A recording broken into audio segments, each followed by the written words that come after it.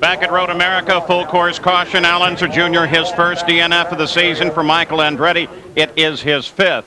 Both are out. Neither will score a point, and it's a point in the championship where they came in here in 6th and 7th position. Andretti, then Unser Jr. in the fight.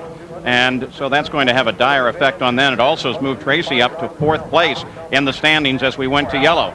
A couple more views of the same situation. Derek Daly. Down the back straight. For some reason, Al Unser Jr. accelerated a full car length faster than Michael. This is from Paul Tracy. Listen to him back off. He backed off for maybe a fraction of a second and boom, straight back on it again, realized he was going to pick up 2 positions. So as they get those cars off the circuit, Al Unser Jr., long walk back to his team, and then the long flight home. Very disappointed. Everybody comes up, what happened, Al? You can imagine he really wants to talk about it at this point. Al Unser Jr. walking back into the paddock area. This is from Michael's car. Listen. All slow-mo. Now, for some reason, Michael Andretti accelerates very slowly off turn 3. Al Jr. takes advantage and begins to slingshot. But he gets about here, and then he loses his momentum. Michael doesn't know he's there. There's the contact, breaks the top wishbone off the Penske. And then Michael is on a wild ride to the guardrail, which thankfully he didn't hit very hard. I don't believe he ever knew Junior was there. Yeah, part of the good news about Road America is there's plenty of runoff room on either side of the race course. So this is the way they line up under full course yellow. 4 laps of 50 complete.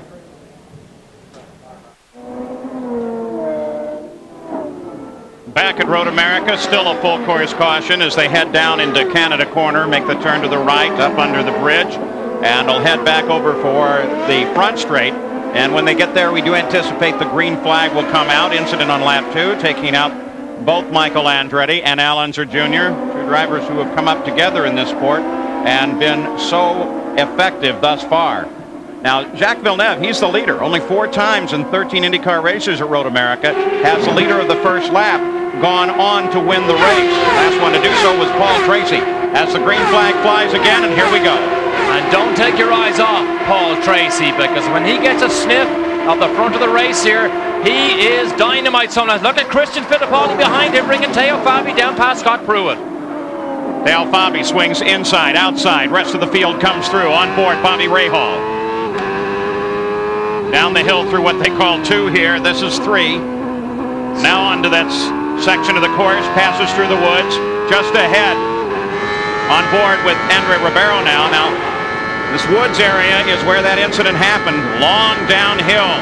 Then a sharp left-hander. Key passing area just ahead. See what we saw there. Rahal went down the inside to block that braking line from Ribeiro, just to make sure he had to think twice whether he wanted to dart down that inside. Very slow up here. Almost impossible to pass. Oh, look, the direction of the apex. Yeah. He glances in his mirror to see who's behind him. Now, part of that with Rahal is when he looks back, anybody looking back at the Honda knows here on these long straights, that Honda's going to turn more revs. And you really have to think about getting in their way. Honda runs to 14,000 RPM here in racing conditions. Everything else, look at Rahal close in on Fabi as he turns into the carousel.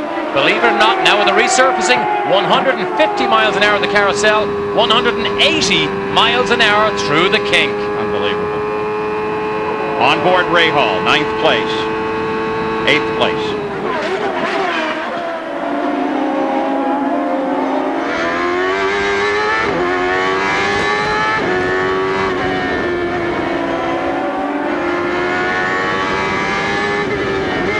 Great experience for Ribeiro, never been here before, came here on Wednesday, walked around every corner of the racetrack, sat on the curbs to absorb every angle, and now he gets to follow a former champion. Great day's experience for Andre Ribeiro.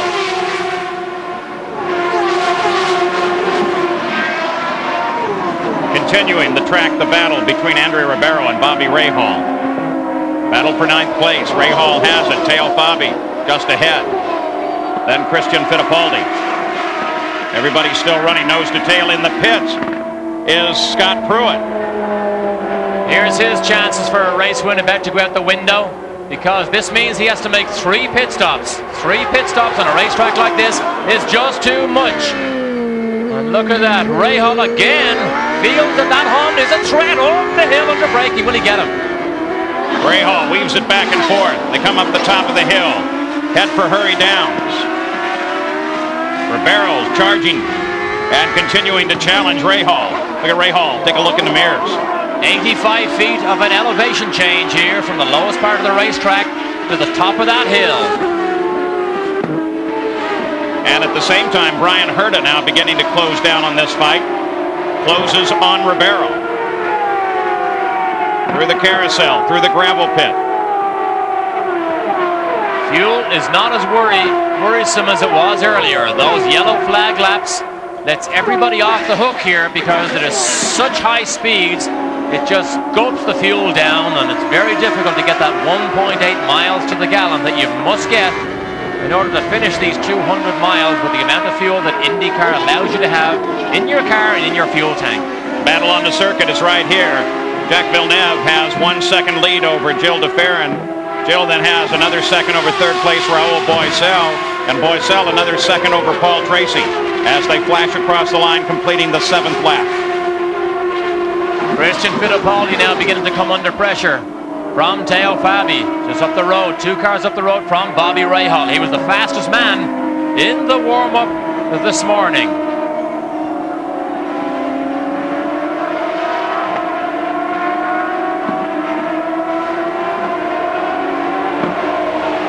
Overhead Elkhart Lake here. The Honda Helocam looks down. Boy, this will give you some great shots and give you a great idea of how they maneuver around this circuit here as we look down on top of that battle once again. Nothing changes. I've never seen as many people as there are here today. And look at this. Rahal blocks him again. So clearly Andre Ribeiro is faster than Bobby Rahal. But Robbie Rahal is giving him a lesson in defensive driving from the champion. Oh, he goes. And Ribeiro locks him up, comes off. He should be able to get it back on there. There's plenty of room as they head for the carousel. But everything that he gained is now lost as several cars strung past him. Both Herta and Jimmy Vasser. Let's get an update on that first lap situation. Al Unser Jr. is now with Gary. Actually, he's with Jan. Excuse me, Jan. Yeah, it's all right, Paul. He's made his way back to the trailer. How did that unfold, that incident, from your perspective? Well, we got a run on Mikey off of turn 3, and then we were up there, and he just moved over on me on the straightaway, and I was too far up alongside of him to get out of the throttle, and you know, Michael's he's got some bad things going on right now with him, and that's it. You know, it was a shame what happened to me because the Marlboro car was running real good, but you just can't move over on each other down the straightaway. So it was a scary moment, but he's okay. Paul? And once again, car off. Looks like Robbie Gordon once again. Boy, most unpleasant day. The second off for Gordon. He's good off the road. He was off the road last weekend in Barstow, finished 4th in his off-road truck. Might even be faster there. IndyCar to see, would this be a good off-road truck? But not a good weekend for Robbie Gordon. Watch the front of the field coming through once again. Now it's Christian Fittipaldi beginning to challenge Paul Tracy.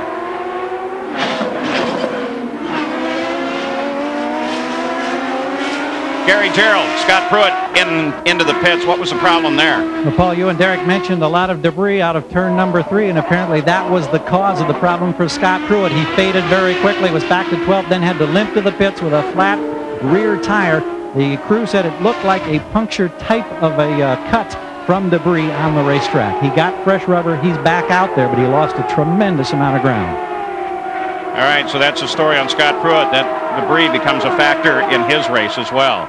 Jacques Villeneuve still the leader. Gilles de Ferran in 2nd place, then Raoul Boesel, then Paul Tracy now. Christian Fittipaldi is 5th. There's Christian, Teo Fabi right behind him. Bobby Rahal just behind that runs in 7th place, followed by Brian Herta and Jimmy Vasser. Then Stefan Johansson is 10th. Great fight here for these positions. Rahal let off the hook a little bit by Andre Ribeiro, making that mistake. Now Rahal can concentrate on the faster racing line and try and keep up with Teo Fabi. So now 9 laps complete here at the Texaco Haviland Grand Prix at Road America, with Jacques Villeneuve as the leader of the race, followed by Gilles de Ferran. We'll be back. Back at Road America, the Texaco Haviland 200, Jacques Villeneuve, the leader of the race, as we take a look at the intervals back through the field. Jack just turned the fastest lap of the race at 134 miles an hour, and then Gilles de Ferran answered that almost immediately, in fact immediately, with a lap at 134.4. So right now, 2 guys running very, very fast here. Let's go to the pits and Gary. A few moments ago, we heard from Al Unser Jr. Now Michael Andretti has made the way back to the paddock. Michael, from your seat, what happened? I lost sight of Al. He had more of a run on me than I thought, and then when I was starting to cross lanes on my normal line, I lost sight of him, and I didn't know if he was on my left or my right. And I just started to figure out, I'm going to start doing my normal line, and then I got hit, you know. So it was just one of those things. It was a racing accident. I mean, if I would have known he was there, I would have never went over there. I mean, because I knew I was going to get the worst of it. So were you slow coming out of that corner? Had you missed anything in that corner at all that allowed him to make that run on you? No, I hit it so-so. It wasn't a perfect run there, but you know, he must have hit it right, and you know, he had a lot more speed than I thought, because I lost sight of him. Have you ever had a stretch in your career where you've been dogged by this kind of misfortune? Probably not. Not being in a position to win and then have misfortunes like this. You know, it's been tough. You know, because the race was going exactly the way I wanted. I was just going to try to stay with the leaders for a while, because I think as it went on, I was really trying to watch my tires, and I think it was all going to work out for us. But it goes. Thanks, Michael. Thanks. Well, so the Newman Haas team hopes are up to this man, Paul Tracy now. He currently runs in 4th place. And all of the leaders of the race are staying in fairly close contact as they climb the hill, complete the 11th lap of 50. And as suggested, Michael just didn't see him, didn't know he was there. That's right. There's no way he would have moved across if he'd known Al Unser Jr. was there. And we can see here the Targa twins took advantage of Ribeiro flying off the road down to the Hurry Downs, and Brian Herta is glad to take up the chase of Bobby Rahal and Teo Fabi. Herta currently runs in 8th place, Vassar just behind him in 9th. There they are together, closing on Bobby Rahal. You see this full field summary, you can see all the intervals of cars behind the leader. Brian Herta's engineer, Mo Nunn, was very confident after the morning warm-up when he filled this car full of gas and sent him out, and Brian was very confident, thought he could run with the leaders. They've battled understeer with this car most of the weekend, and as soon as you get understeer, the tires begin to grain, they begin to roll the rubber off. But once that happens, suddenly you lose all the grip of the front end. Let's listen in over Brian Herta's shoulder. This is the carousel. 150 miles an hour he exits here, and then it gets faster from there.